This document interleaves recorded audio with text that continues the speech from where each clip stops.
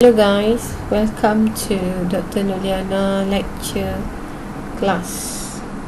Okay, we continue for the part 2 of the supply chain management. Okay, what is the quantity? Okay, first implementing the first one is implementing TQM. Success require 11 principles, which is use benchmarking to discover the first practices that will produce quality result. Okay, benchmarking is the process of identifying world-class processes or procedures that other companies, often in other industries, currently are using and building higher quality standard around this for your business. Okay, the second TQM is shift from a management-driven culture to a participative team-based one. Two basic tenets of TQM are employees' involvement and teamwork. Business owner must be willing to push decision-making authority down the organization to where the real experts are. Third, modify the reward system to encourage teamwork and innovation. Because the team, not the individual, is the building block of TQM, and companies often have to modify their compensation system to reflect team performance. Fourth, train workers constantly to give them the tools they need to produce quality and to upgrade the company's knowledge base. One of the most important factors in making long-term constant improvement in a company processes is teaching the workers the philosophy and the tools of TQM. And next, train employees to measure quality with the tools of statistical process control (SPC). The only way to ensure gains in quality is to measure results objectively and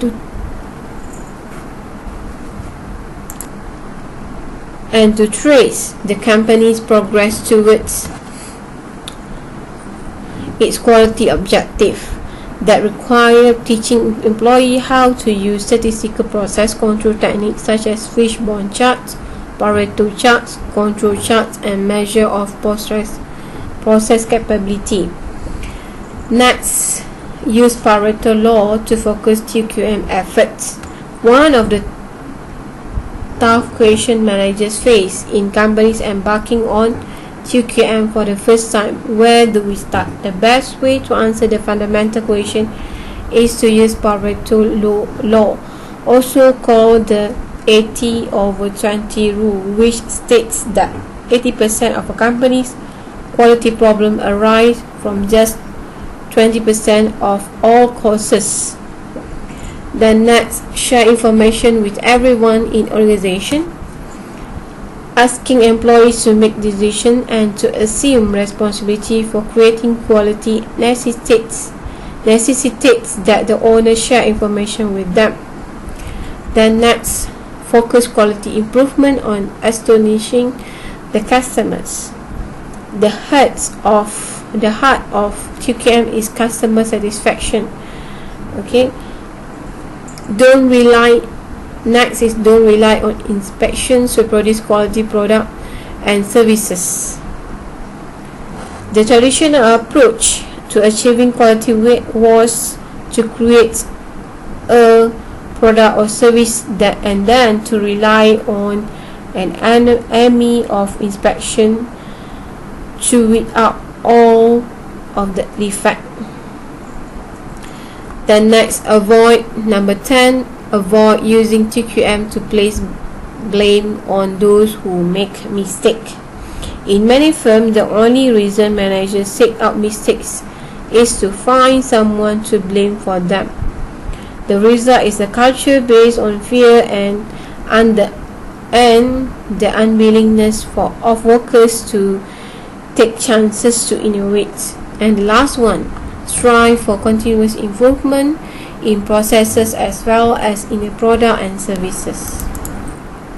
Then, Edward Deming 14 point, constantly strive to improve product and services, adopt a total quality philosophy. These are no shortcuts to quality improvement. It requires a completely new way of thinking and managing. Correct defect number 3. Correct defect as they happen. Rather than relying on mass inspection of end product, companies should correct defect as they happen. And number 4, don't award business on price alone. Rather than choosing the lowest cost vendor, businesses should work toward establishing close relationship with the vendor who offer the highest quality. Number 5, constantly improve the system of production and service. Managers must focus the entire company on customer satisfaction. Measure result and make adjustment as necessary. Number 6, institute training. Workers cannot improve quality and lower cost without proper training to erase old ways of doing things.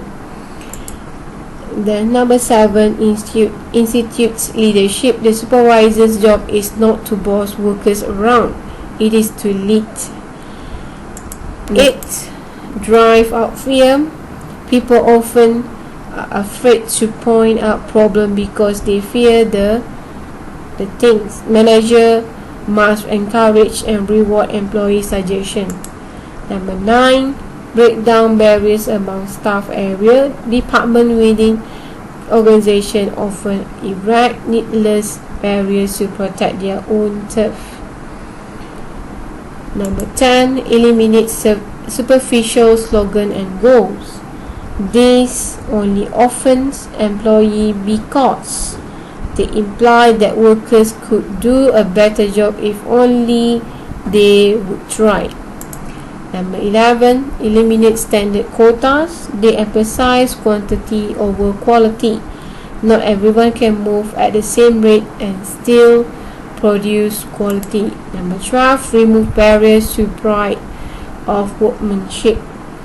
Most workers want to do a quality work. Eliminating demotivators frees them to achieve quality result. Number 13, institute rigorous education and retraining. Managers must teach employees the new methods of continuous improvement, including statistical process control technique. Number 14, take demonstrated management action to achieve this transformation. Although success requires involvement of all levels of the organization, the impetus for change must come from the top.